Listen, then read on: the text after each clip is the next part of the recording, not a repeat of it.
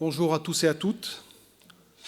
Je veux souhaiter la bienvenue à tous ceux qui sont présents aujourd'hui, notamment ceux qui sont de passage, mais aussi à ceux qui nous regardent par le biais d'Internet. Que chacun se sente dans la joie et dans la paix et dans la communion fraternelle. Et c'est effectivement toujours une grande joie de se retrouver dans cette communion fraternelle. Et je vous propose de commencer ces instants dans la prière. Seigneur notre Dieu, nous voulons te remercier pour cette liberté que nous avons de nous retrouver sans souci et frères et sœurs ensemble, réunis, pour se trouver devant ta face, Seigneur. C'est une grande joie pour nous et nous avons une pensée aussi pour tous nos frères et sœurs dans le monde entier qui vivent ces moments et qui les vivent parfois dans la difficulté, dans la persécution, Seigneur. On veut te les remettre aussi pour que tu les accompagnes, que tu te tiennes près d'eux et que tu protèges et que tu réjouisses chacun. Parce que c'est un temps de communion fraternelle au niveau local, Seigneur.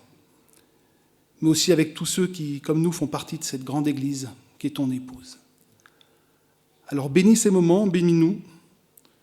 Donne-nous aussi d'avoir des cœurs entiers pour toi en ces moments, que nous sachions laisser de côté tous nos soucis, tout ce qui nous accapare parfois, pour être dans ta présence, Seigneur, pour pouvoir lever nos mains, lever nos cœurs, lever nos voix vers toi, Seigneur, on te le demande. Et on le fait dans ton précieux nom, Jésus. Amen.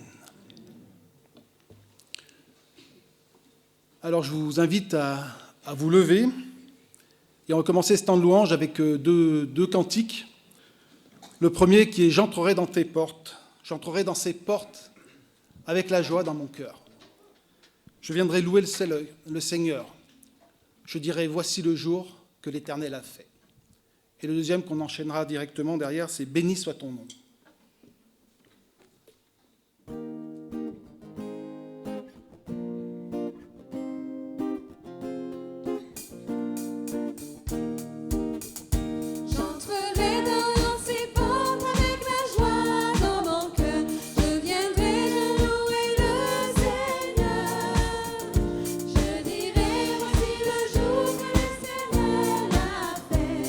Qu'il soit pour nous tous un sujet de joie.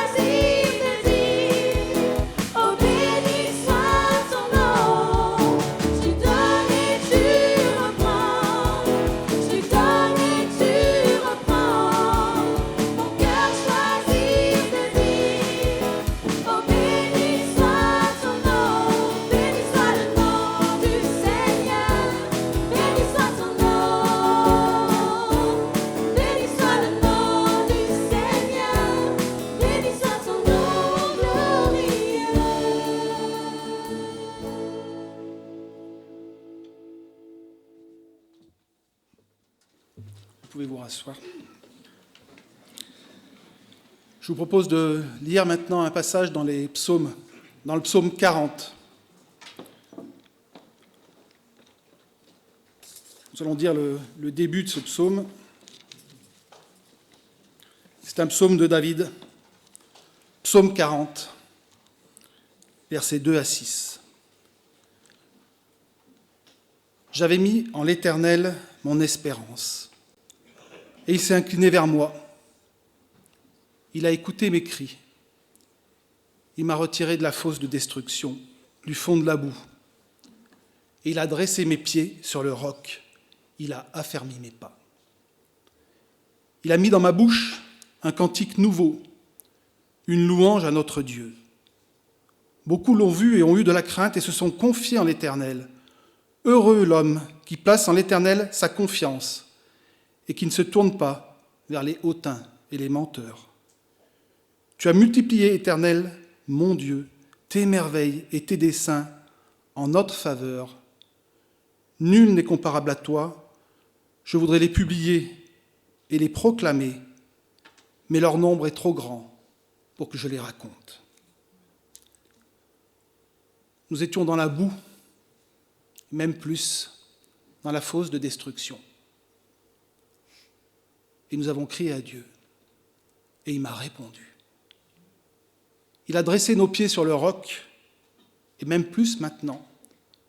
Non seulement il me dresse droit, mais il me fait marcher dans des sentiers de justice, dans l'épreuve, comme dans la joie.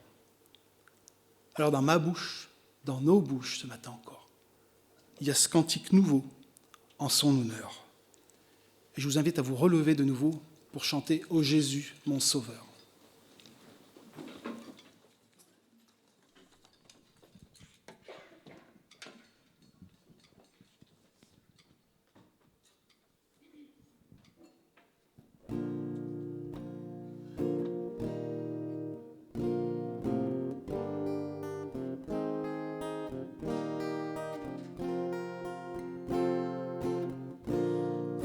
Jésus, mon sauveur.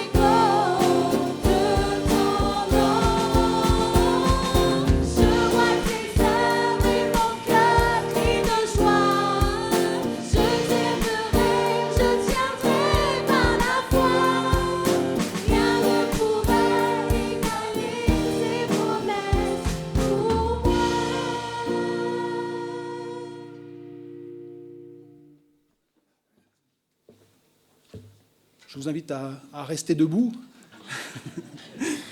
puisque nous allons continuer d'élever nos voix vers Dieu en chantant « Il est beau de louer le Seigneur ».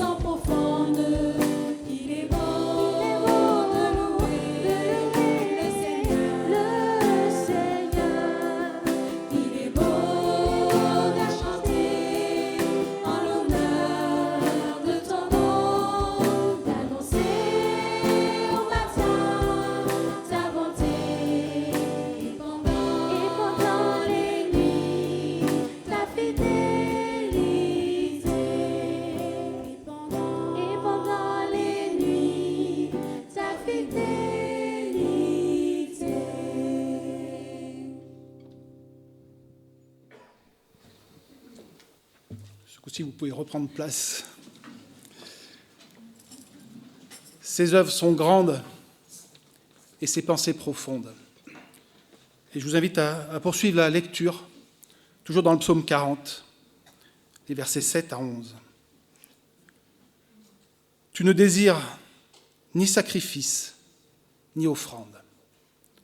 Tu m'as ouvert les oreilles. Tu ne demandes ni holocauste, ni victime expiatoire. Alors je dis, voici, je viens, avec le rouleau du livre écrit pour moi. Je veux faire ta volonté, mon Dieu, et ta loi est au fond de mon cœur. J'annonce la justice dans la grande assemblée. Voici, je ne ferme pas mes lèvres, Éternel, tu le sais. Je ne retiens pas dans mon cœur ta justice. Je publie ta vérité et ton salut. Je ne cache pas ta bonté et ta fidélité dans la grande assemblée. Toi, Éternel, tu ne me refuseras pas tes compassions, ta bonté et ta fidélité me garderont toujours. David nous offre maintenant un dialogue prophétique entre le Père et le Fils. De toute éternité, Dieu nous a aimés. Il a planifié notre salut avant même la fondation du monde. Et cela a un prix incalculable. Il a envoyé son Fils pour prendre la place de coupable, d'hommes et de femmes enfoncés dans une boue spirituelle. Et Jésus-Christ est venu mourir pour nous, pour que nous soyons maintenant restaurés, établis sur le roc, et introduit dans la présence même de Dieu. Alors je vais vous inviter maintenant à avoir un temps de prière, des prières courtes et intelligibles, en nous souvenant de ce que nous étions et de ce que Christ a fait pour nous. Je conclurai moi-même ce temps de prière.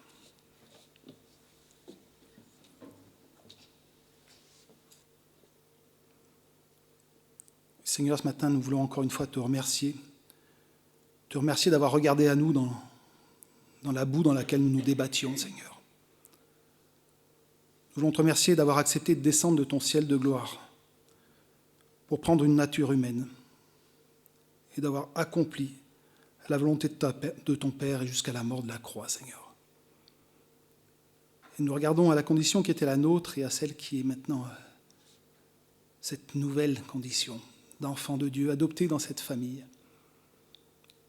Et effectivement, de la reconnaissance monte de nos cœurs vers toi, Seigneur, mais nous regardons aussi avec émotion à ta croix, au prix que tu as dû payer pour cela, Seigneur, et nous sommes confondus, alors simplement merci. Merci, Seigneur, pour tout ce que tu as accompli, pour ce que tu fais encore dans nos vies. Amen.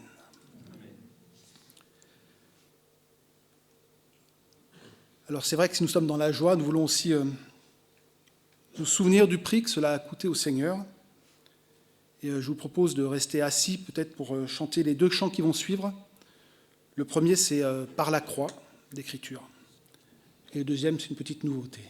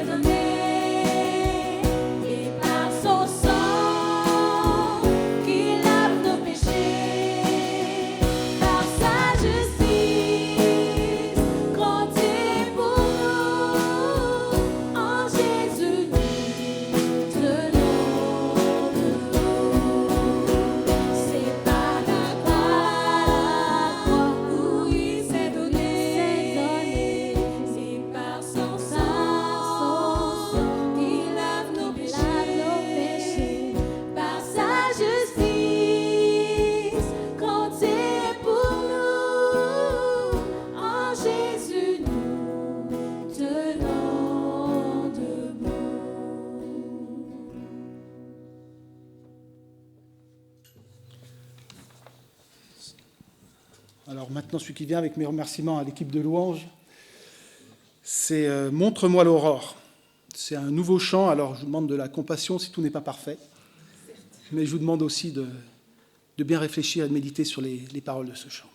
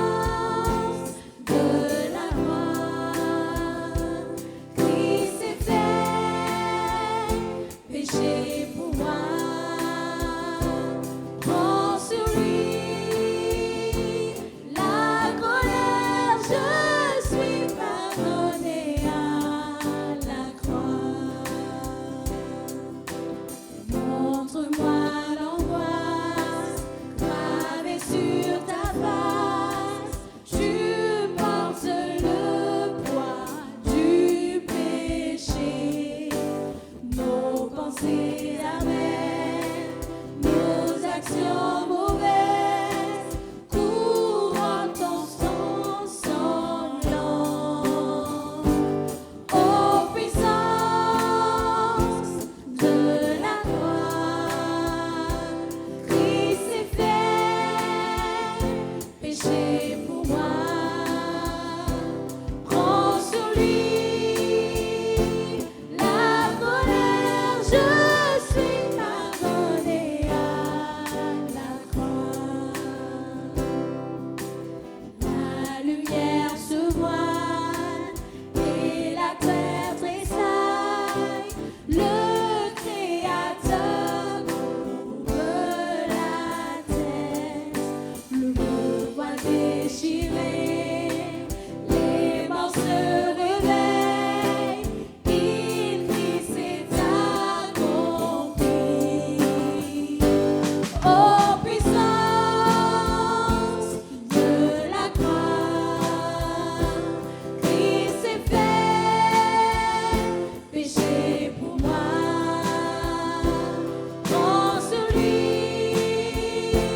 la colère, je suis pardonné à la croix.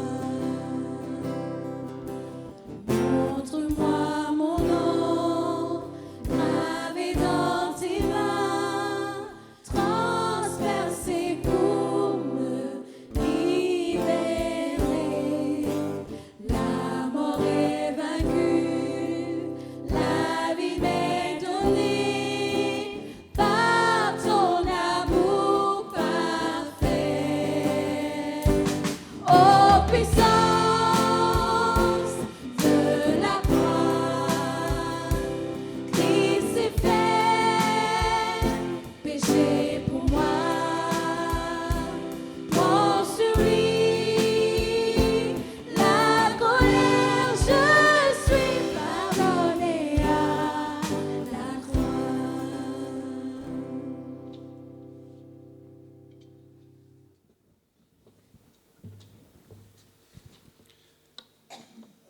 Alors, nous allons nous diriger vers la Sainte Seine. Je me rends compte que j'ai imité mon frère David. Je vais donc inviter les frères que je vais solliciter maintenant à venir m'aider. Francesco, Georges et Joël, si vous voulez bien venir.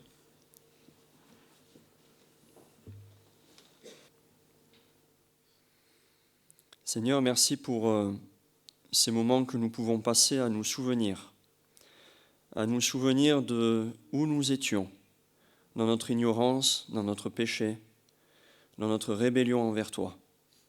Et nous souvenir, Seigneur, de cette annonce que tu as fait, l'annonce d'un Sauveur qui est venu et qui est mort pour nous et qui a livré son corps pour être meurtri afin que nous puissions être guéris, afin que nous puissions être réconciliés avec toi. Seigneur, merci encore, ô Dieu, pour ton Fils bien-aimé que tu as donné pour nous. Au nom de Jésus-Christ. Amen. Mangeons le pain.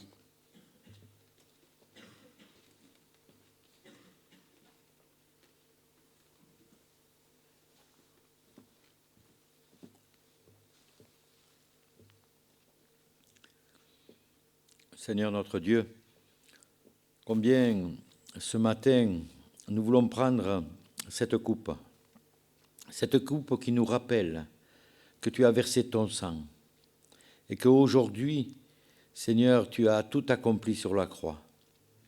Tu as fait l'œuvre de ce que Dieu le Père t'a demandé de venir ici pour ôter le péché du monde, toi, l'agneau.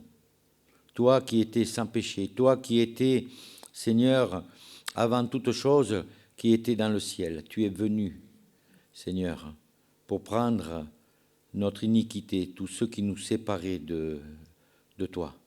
Seigneur, nous voulons prendre cette coupe pour nous rappeler que oui, tout a été accompli. Que maintenant, si nous tenons debout devant toi, c'est parce que tu es venu jusqu'à la croix. Et là, tu t'es donné. Seigneur, nous prenons cette coupe vraiment avec humilité et reconnaissance de savoir que tu nous as maintenant ouvert le chemin pour arriver, Seigneur, pour la cité céleste que tu as préparée d'avance pour tous ceux qui y croient. Et nous voulons prendre cette coupe parce que nous croyons que tu es ce Sauveur. Merci, Seigneur, et à toi la louange et la gloire pour l'éternité. Amen. Prenons la coupe.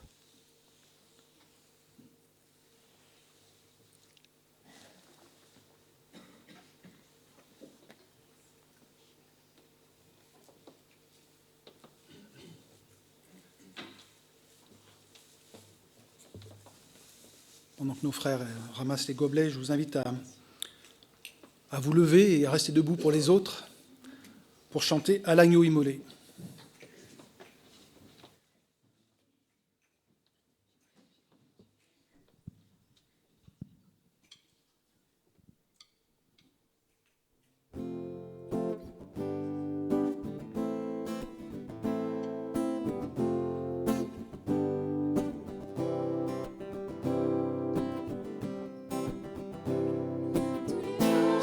Sa sainteté,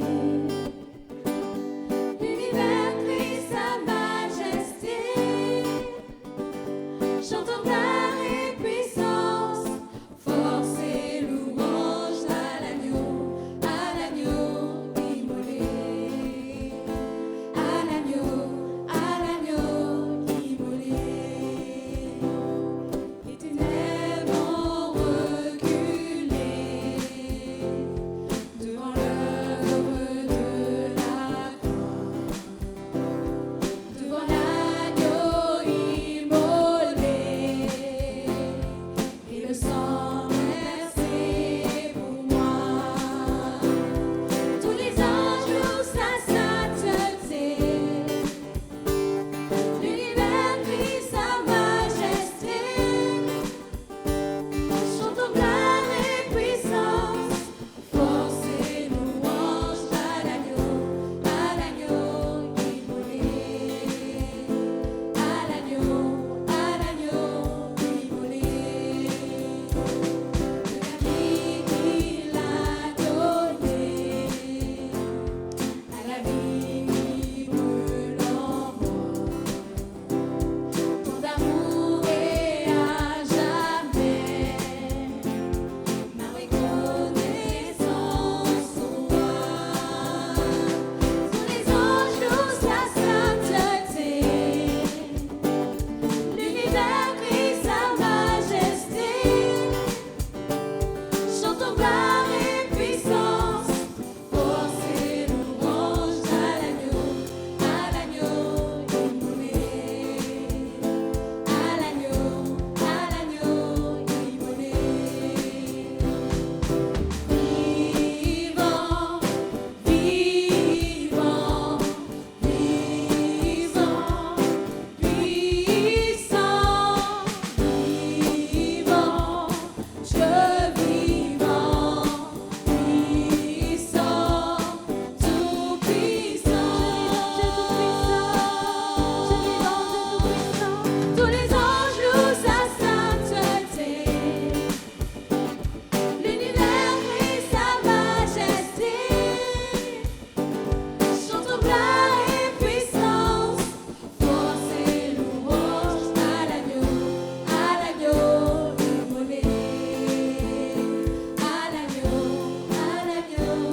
immolé.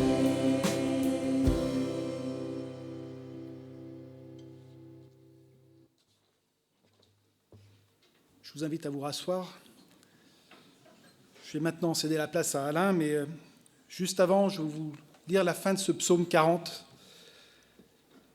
Après avoir expérimenté l'amour de Dieu dans des circonstances difficiles, David est conscient que sa vie terrestre va rencontrer encore des situations où il est nécessaire de s'appuyer encore sur Dieu. Il se retrouve à nouveau dans l'épreuve, mais il a maintenant une compréhension plus profonde de la grâce imméritée de Dieu.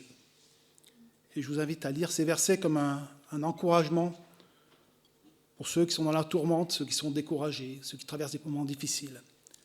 La fin de ce psaume 40, donc.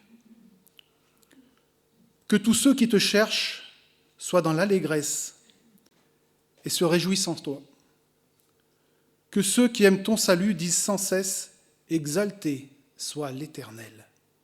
Moi, je suis pauvre et indigent, mais le Seigneur pense à moi. Tu es mon aide et mon libérateur, mon Dieu. Ne tarde pas. Je vais céder maintenant la place à Alain. Je vais prier pour lui avant le message. Oui, je vais prier. Seigneur notre Dieu, après ces moments où nous avons pu nous souvenir de toi, de ton amour, de ton sacrifice à la croix, Seigneur, nous voulons encore apprendre de toi. Alors, nous te prions pour que tu bénisses Alain, tu lui amènes ton esprit pour ce message qui va nous apporter de ta part. Quant à nous, nous te demandons à ce que nous ayons des cœurs qui soient attentifs, réceptifs, des cœurs ouverts et qui acceptent et qui mettent en pratique ce que tu as à nous apprendre. Ces demandes, Seigneur notre Dieu, nous les faisons dans le nom de ton Fils bien-aimé, Jésus-Christ. Amen. Avant le message, on les chante, Alain ? On va chanter les 2 premières strophes.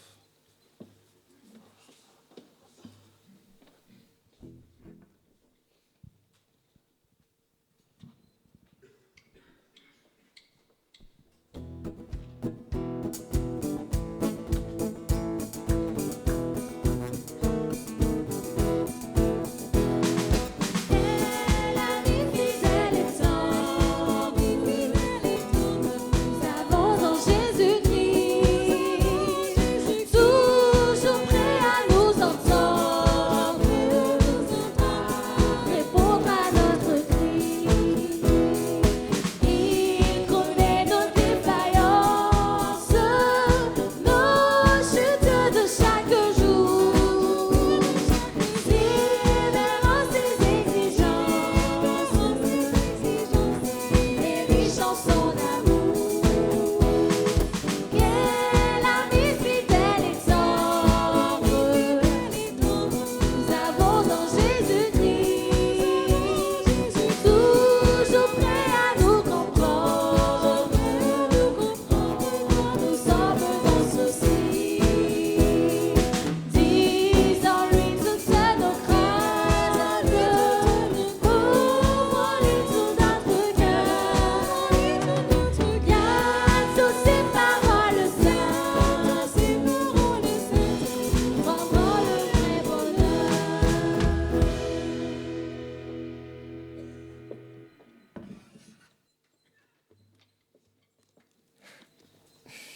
Merci.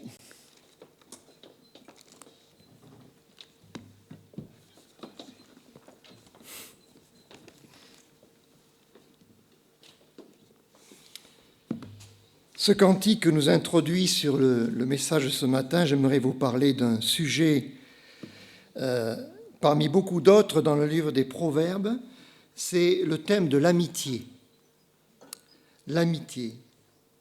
Alors, quand on parle d'amis, on pense à Dale Carnegie, qui a écrit un livre en 1936, « Comment se faire des amis ». Certains le connaissent peut-être, c'est un classique. Alors, il y a des bonnes idées, hein, mais c'est humain. Hein, voilà. Ou alors, il y a aussi Facebook, hein, si vous voulez. Vous pouvez avoir plein d'amis sur Facebook, ça c'est formidable, même des gens que vous ne connaissez pas d'ailleurs. Mais évidemment, ce n'est pas de ces amis-là que je veux vous parler, même s'il y a de vrais amis sur Facebook. On va aller dans les Proverbes, donc, chapitre 17, verset 17. On va lire quelques versets qui traitent ce sujet de l'amitié. 17, 17. L'ami aime en tout temps, et dans le malheur, il se montre un frère. Dans le premier verset qui nous montre qu'un ami, c'est quelqu'un qui est toujours présent, toujours disponible, en tout temps donc, en particulier dans le malheur. Quand l'épreuve survient, l'épreuve physique, peut-être c'est la maladie, peut-être une épreuve psychique, un temps de découragement, un temps de solitude, l'épreuve matérielle, besoin d'aide matérielle pour des travaux, un déménagement, peut-être financière aussi. Alors Proverbe nous dit aussi qu'il y a plein d'amis, on peut avoir plein d'amis, effectivement, mais des amis qui le sont par intérêt. Regardez, chapitre 19 maintenant, on va lire quelques versets. Chapitre 19, il y a aussi le verset 4, qui dit, par exemple, que si vous avez de l'argent, la richesse procure un grand nombre d'amis. Mais le pauvre est séparé de son ami. Et puis plus loin, versets 6 et 7, beaucoup de gens flattent l'homme généreux et tous sont les amis de celui qui fait des présents, qui fait des cadeaux. Tous les frères du pauvre, par contre, le haïssent, combien plus ses amis s'éloignent-ils de lui. Donc ça existe aussi, des personnes qui sont vos amis pendant un temps par intérêt. Mais ce n'est pas de ces amis-là que nous parlons, bien sûr. Alors il y a un exemple dans l'Ancien Testament d'amitié. C'est l'amitié entre Jonathan et David, qui a été d'ailleurs traitée il n'y a pas si longtemps, je crois, par notre frère Guillaume, qui a très bien analysé cette amitié. On va y revenir.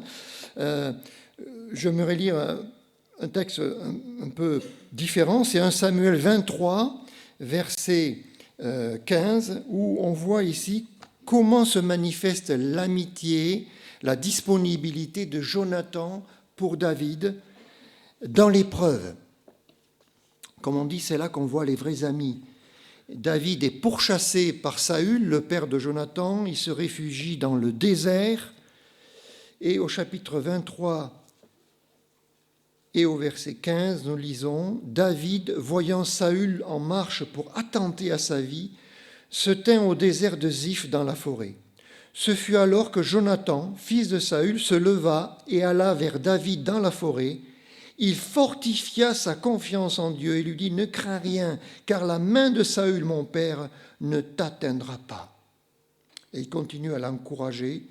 Mais ce que je relève, c'est ici la démarche de Jonathan qui fortifie la foi de David, la confiance en Dieu de David. Un ami, c'est quelqu'un qui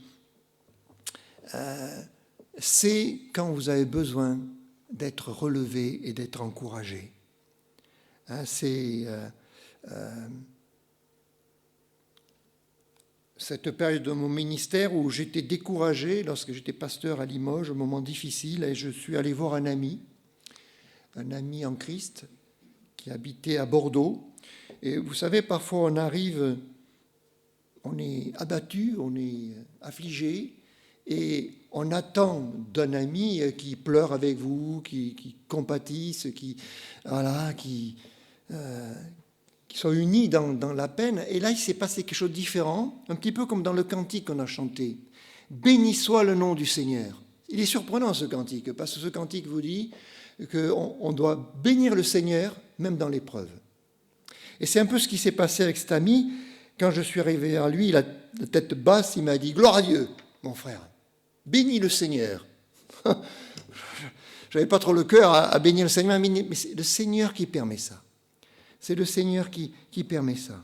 Lève la tête et regarde au Seigneur. Ne regarde pas aux circonstances, ne regarde pas aux problèmes, mais regarde au Seigneur. Continue à te confier en lui. Un peu comme ce qui s'est passé là avec Jonathan. Je suis persuadé qu'il a dit « Ne regarde pas à mon Père, il ne t'atteindra pas. Regarde au Seigneur, regarde à notre Dieu. Il accomplira ses promesses envers toi. » Parfois, on a besoin de quelqu'un qui nous détourne de nous-mêmes.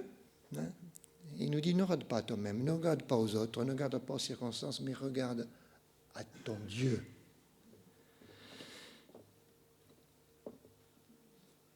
Mais c'est vrai qu'un ami, parfois, il pleure aussi avec nous. Il prie avec nous. En Amérique du Nord, chez les Indiens, il y a une expression imagée pour désigner un ami. Vous savez, les Indiens, ils ont des façons de parler qui sont très imagées. Un ami, pour eux, c'est celui qui porte mes peines sur son dos. C'est celui qui porte mes peines sur son dos. Ça, c'est un ami. Voilà.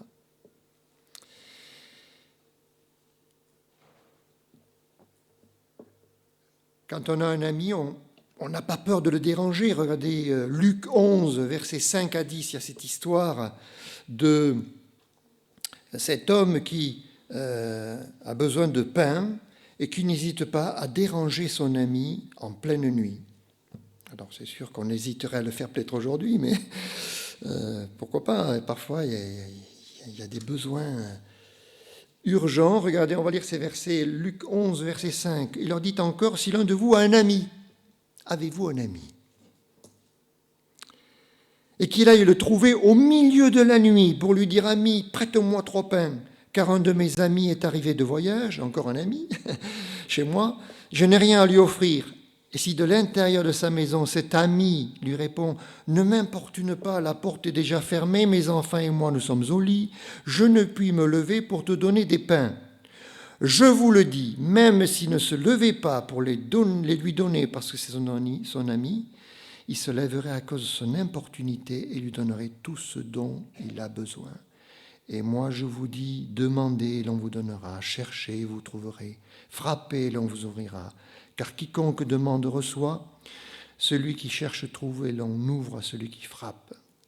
Voilà, on peut continuer, mais ça nous suffira. Voilà, ça veut dire qu'aussi, dans toutes circonstances, on peut se tourner vers le Seigneur aussi. En pleine nuit, on peut le prier et il nous écoutera. Un ami, c'est aussi l'Ecclésiaste, chapitre 4, versets 9 et 10, vous savez. 2 valent mieux qu'un. Si l'un tombe, l'autre le relève. C'est ça l'amitié. C'est quelqu'un qui nous relève quand nous sommes tombés. Revenons au Proverbe, un autre verset dans Proverbe 18, 24 maintenant. Proverbe 18, 24, un autre verset sur le thème de l'amitié qui nous dit « Celui qui a beaucoup d'amis les a pour son malheur ». On l'a vu un peu tout à l'heure avec... Quand on a de l'argent, on a plein d'amis, mais c'est des amis par intérêt. Mais il est tel ami, plus attaché qu'un frère. On voit l'opposition, beaucoup d'amis et tel ami. Souvent, on n'a pas beaucoup de vrais amis. Mais il n'y a pas besoin de 36, si vous avez 1, 2, très proches. Tel ami, plus attaché qu'un frère. Alors, je pense qu'il parle ici des frères dans la chair. Vous savez, on a des frères et sœurs, peut-être. Et parfois, on est plus proche des frères et sœurs dans la foi, souvent, surtout si ce sont aussi des amis, que de nos frères et sœurs dans la chair. Là encore, on avait vu ce bel exemple de Jonathan pour David. On va relire 1 Samuel 18, verset 1 à 4, ce passage qu'avait commenté Guillaume. Je ne vais pas y revenir dans le détail, mais bon, il se trouve que...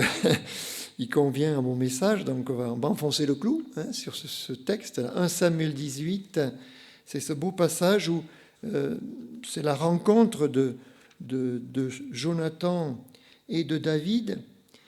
Verset 1, David avait achevé de parler à Saül.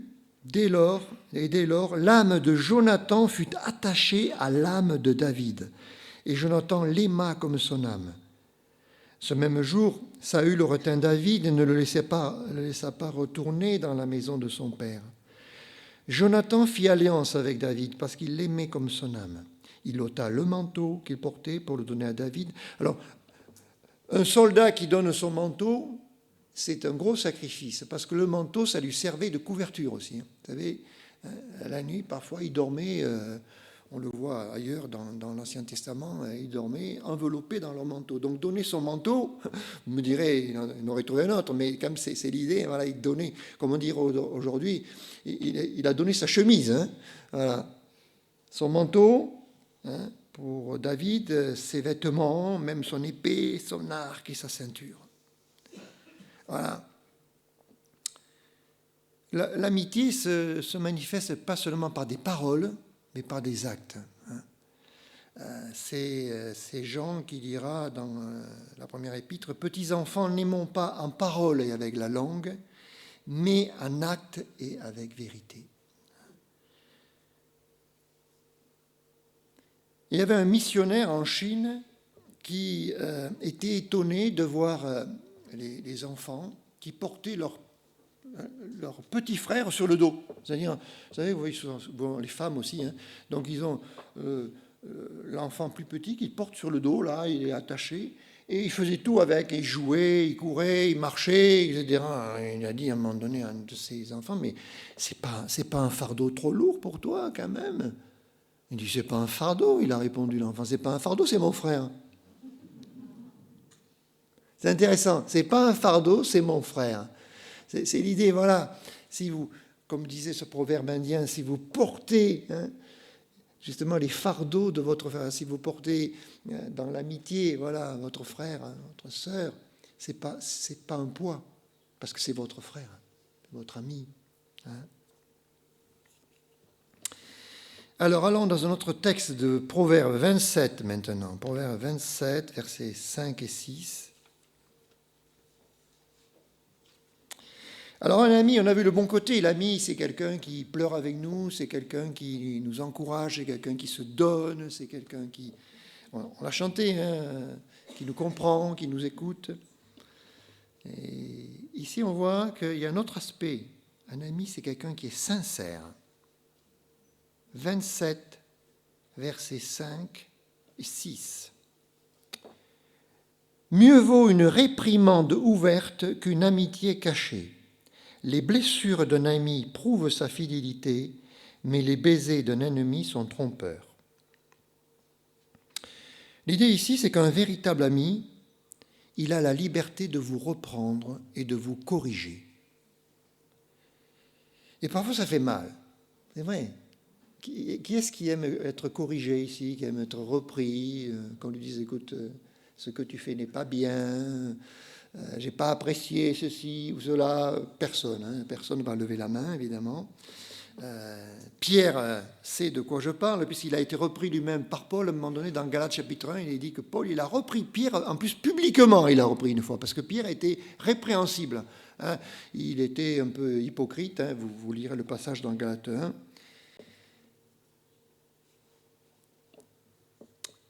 Un ami a la liberté de nous reprendre, et parfois ça blesse, ça peut faire mal, mais c'est pour notre bien. J'avais un frère qui était diacre dans mon église à Limoges. Il avait cette qualité d'être franc et sincère. C'est-à-dire, si après une étude ou un message, il n'avait pas vraiment reçu, il n'avait pas été nourri, il me le disait. Il venait me voir. Souvent, ce qu'on fait, on dit merci pour le message, ça m'a encouragé, mais personne n'ira dire écoutez, voilà, aujourd'hui, c'était. Ah, mais lui, il était comme ça. Lui, c'était vraiment quelqu'un de France. Il me disait voilà, aujourd'hui, je suis resté un peu sur ma faim. Mais écoutez, ça, c'était pas agréable à entendre, mais ça m'a beaucoup aidé parce que finalement, ça m'a obligé à travailler davantage mon enseignement, mes messages. Et voilà, aujourd'hui, il est pasteur d'ailleurs. Voilà. Mais bon, voilà, c'était une expérience, c'est sûr. Et il y a le verset 9 qui va dans le même sens, on peut le lire aussi. L'huile et les parfums réjouissent le cœur, et les conseils affectueux d'un ami sont doux. Évidemment, il y a la façon de dire. On peut dire c'était nul ce que tu as dit là, ça ne m'a pas nourri du tout. Dire écoute, voilà, bon, je prie pour toi, c'est pour tes messages, pour que voilà, une façon d'envelopper les choses, faire comprendre. Mais voilà, il faut le tact, il faut la sagesse. Mais c'est important, c'est vrai aussi de ne pas être toujours de se flatter ou de remercier. Il faut aider. Aider, c'est parfois corriger, dire voilà, tu peux mieux faire. Donc, c'est un peu l'idée. Dans Galates 6, il est dit de redresser avec un esprit de douceur. Voilà, c'est important. Il faut redresser parfois les frères et sœurs. Parfois, on doit redresser, on doit corriger, mais il faut le faire avec douceur, avec tact. C'est important. Parce qu'un ami, c'est quelqu'un qui vous aime. Par définition, c'est quelqu'un qui vous veut du bien. On va lire un verset dans 1 Pierre. Il y a 2 Pierre, il y a 2 versets. 2 Pierre 1, 7 d'abord. Et après on lira dans 1 Pierre, mais c'est pour relever la même expression. 2 Pierre 1, 7 d'abord. C'est peut-être plus clair là d'ailleurs que dans 1 Pierre, mais voilà, 2 Pierre 1,7, on va lire. C'est toute une liste, hein, on pourrait lire avant, hein, il faut ajouter plusieurs vertus, et en particulier verset 7, il faut ajouter à la piété l'amitié fraternelle, et à l'amitié fraternelle l'amour. Parfois il y a écrit l'amour fraternel, mais il y a une nuance, hein, entre amitié fraternelle et amour, parce que ce n'est pas le même mot. Le mot amour, vous le connaissez, en grec, c'est quoi? Agapé, et amitié fraternelle, c'est quoi? Ouais, c'est Philéo, c'est Philadelphia. Adelphos, c'est le frère, et Philéo, c'est aimé. Donc, c'est l'amitié fraternelle. Il y a une ville qui porte ce nom, vous la connaissez? Philadelphie, aux États-Unis. La ville de Philadelphie a été fondée par un chrétien qui s'appelait William Penn, c'était un Quaker. Et en 1680, il a fondé une ville, une colonie, Pennsylvanie, la forêt de Penn. Voilà. Il a fondé une ville qui s'appelait Philadelphia, la ville de l'amour fraternel. Dans cette ville, en 1680, il a été décrété qu'il n'y aurait pas d'esclaves et qu'il y aurait la liberté de conscience. On pouvait pratiquer la religion de son choix. C'est révolutionnaire à l'époque. Voilà. C'est ça l'amitié fraternelle aussi, c'est la tolérance. Hein. Et donc, dans ce texte, l'amitié fraternelle, c'est intéressant parce que, alors on va lire maintenant, si vous voulez, dans 1 Pierre, chapitre 1, verset 22, je crois. J'avais un doute sur la référence. 1 Pierre, chapitre 1, oui, c'est bien verset 22.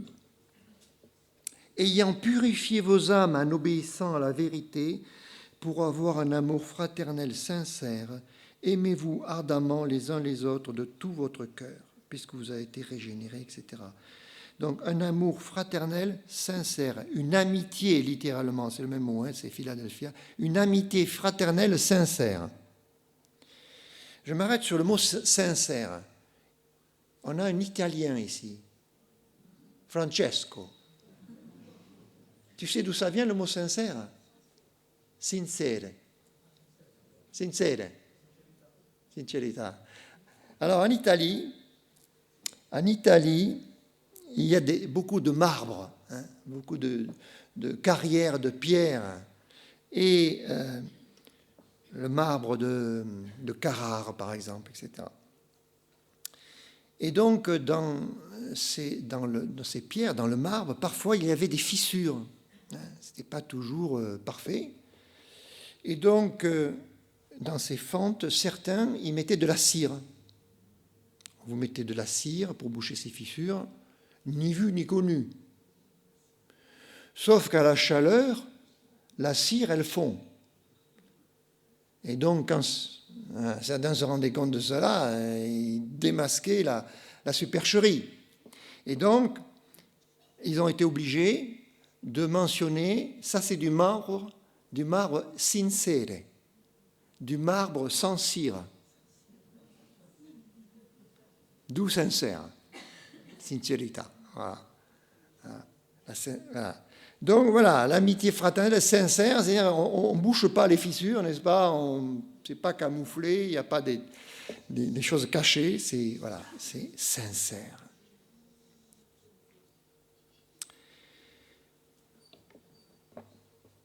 Est-ce que vous avez un ami en Christ? Est-ce que vous avez une amie en Christ? C'est important, hein, parce qu'on est tous frères et sœurs.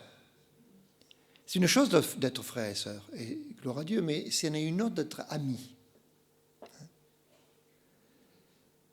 J'ai parlé d'un ami que j'avais en Christ depuis longtemps, et c'est formidable, un ami, on peut vivre des choses formidables avec. Hein.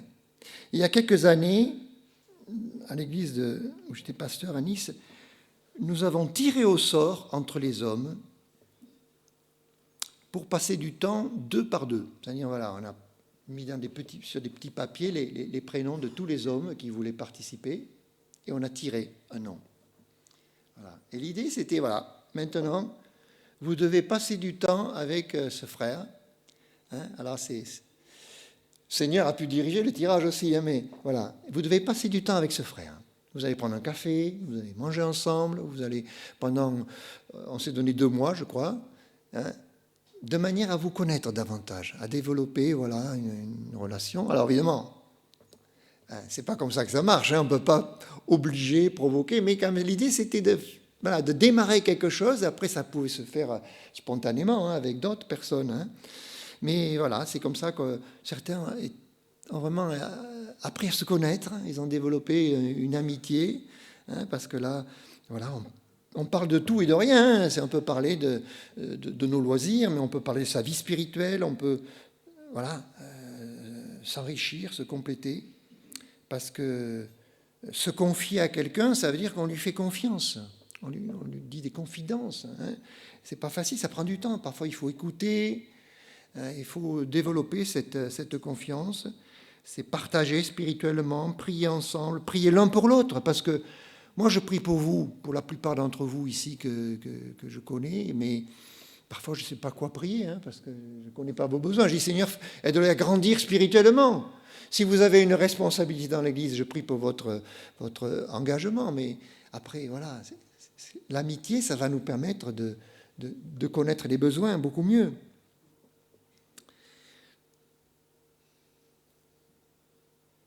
Alors maintenant, si je vous demandais de me donner des noms et des titres de Jésus, la liste serait longue, hein, Seigneur, Sauveur, Tout-Puissant, etc., l'étoile du matin. Mais je ne suis pas sûr qu'on mettrait ami. Est-ce que vous mettriez Jésus est mon ami?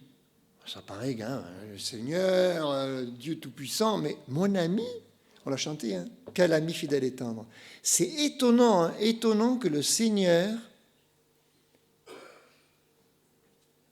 j'allais dire, soit descendu. Mais c'est vrai, il est descendu, il s'est fait homme. Il accepte d'être appelé ami. Il y a quelques versets, là, peut-être Jacques 2, verset 23, je me souviens plus ce que j'ai donné, mais voilà, ainsi s'accomplit hein, cette parole étonnante de l'Écriture. Abraham crut à Dieu et cela lui fut imputé à justice. Il fut appelé ami de Dieu. Abraham était ami de Dieu. Dieu était ami avec Abraham aussi. C'est pareil avec Moïse. Il est dit que Dieu parlait avec Moïse comme avec un ami, face à face. C'est quand même quelque chose. Hein. C'est fort. Hein. Est-ce que vous pouvez dire que Dieu est votre ami? Vous allez dire aux gens, Dieu est mon ami. C'est pas la première chose qu'on dirait. Hein. Jésus est mon ami. Peut-être plus facilement, mais quand même, ça montre une intimité. Hein. Pourtant, c'est vrai. Ouais. L'Éternel est notre ami, Jésus est notre ami. Alors, j'ai deux citations ici, elles valent ce qu'elles valent, hein, mais d'abord, c'est le chanteur Serge Lama qui donne un beau témoignage d'amitié dans un chant où le refrain c'est « C'est mon ami et c'est mon maître, c'est mon maître et c'est mon ami, et quand j'ai mal dedans mon être, je passe 1 heure ou 2 chez lui. » J'ai trouvé intéressant, hein, alors tout ce qu'il y a derrière, je ne sais pas, mais voilà, l'idée c'est que voilà, il parle d'une personne et de laquelle il sait qu'il pourra recevoir de l'écoute. Et quand il a mal en lui-même, quand il n'est pas bien, il sait qu'il peut aller passer 1 heure ou 2 chez son ami, parce qu'il va l'écouter. Et puis une autre citation, quelqu'un a dit « Je suis sorti pour trouver un ami, je n'en ai pas trouvé. Je suis sorti pour être un ami, j'en ai trouvé plusieurs. » Vous voyez la nuance? C'est-à-dire, vous sortez, je cherche des amis, tu veux être mon ami, tu veux être mon ami. C'est pas toujours comme ça que ça marche. Par contre, vous sortez, vous allez vers les autres et vous cherchez à être amis. C'est vous qui allez faire un effort, n'est-ce pas? Un effort d'écoute, un effort de partage. Bon, c'est une citation, hein, c'est pas dans la Bible. Mais voilà, pour conclure, et si Jésus était mon meilleur ami finalement? Quel ami fidèle et tendre nous avons en Jésus-Christ. Nous le chantons. Toujours présent, je suis avec vous tous les jours, dira-t-il. Toujours prêt à nous entendre. On chantera encore 2 strophes. Hein. il écoute nos prières, toujours prêt à nous comprendre quand nous sommes en souci. Ça, c'est un ami. Hein. Disons-lui toutes nos craintes, ouvrons-lui tout notre cœur. Ça, c'est l'amitié, quand on arrive à ouvrir son cœur complètement à une personne. Alors, ma meilleure amie, c'est ma femme. Hein. René, évidemment. Hein. Mais voilà, j'ai aussi un bon ami avec qui je peux partager. Hein. C'est important. Savez-vous qu'avant de devenir amis de Dieu, nous étions ennemis? Hein. C'est Colossiens qui nous le dit, hein, 1, 21, 22. Hein, nous étions ennemis de Dieu. Est-ce qu'aujourd'hui, vous pouvez dire que vous êtes réconciliés avec Dieu, que vous êtes amis avec Dieu, que vous êtes en paix par le sang de sa croix? Hein, il est dit qu'il a fait la paix par le sang de la croix. Au point que, un dernier verset, je crois, Jean 15, versets 12 à 15, on peut le projeter, voilà, où Jésus, il appelle les disciples ses amis. Et c'est vrai pour nous aussi. Hein. Nous sommes aussi dans ce verset finalement. Jean 15, 12 à 15, c'est ici mon commandement, aimez-vous les uns les autres comme je vous ai aimé. Il n'y a pas de plus grand amour que de donner sa vie pour ses amis. Vous êtes mes amis, si vous faites ce que je vous commande. Je ne vous appelle plus serviteur parce que le serviteur ne sait pas ce que fait son maître, mais je vous ai appelé ami parce que je vous ai fait connaître tout ce que j'ai appris de mon Père. Voilà. Cette relation étonnante entre Jésus et ses disciples, une relation d'amitié, ça va très loin, voilà. Mais on peut l'appliquer à nous-mêmes. Hein. Nous pouvons avoir cette relation intime avec le Seigneur. Nous pouvons chanter que Jésus est notre ami. Voilà, mais pour cela, il faut passer par la croix, comme on l'a rappelé, comme on l'a chanté, par la réconciliation avec Dieu. Parce que si Jésus n'est pas notre ami, ça veut dire qu'il est notre ennemi. Hein. C'est que nous ne sommes pas en paix avec Dieu. Hein. Voilà. Peut-être que nous n'avons pas réalisé jusqu'où cela va, hein, cette communion avec le Seigneur. Mais pourtant, c'est lui qui le dit. Je vous ai appelé ami. Alors, on va terminer avec ce chant. On va chanter encore 2 strophes de ce cantique. Quel ami fidèle et tendre. Et quand on va les chanter, eh bien, essayer de penser justement à l'appliquer aussi, à l'amitié, parce que c'est ça l'idée, quoi, hein. Au-delà de cette relation avec le Seigneur, c'est aussi la relation avec les autres. Donc, quel ami fidèle et tendre. Il doit rester 2 strophes, c'est ça? Voilà, et ça va reprendre, hein, cette idée. On peut se lever, si vous voulez, pour chanter ça.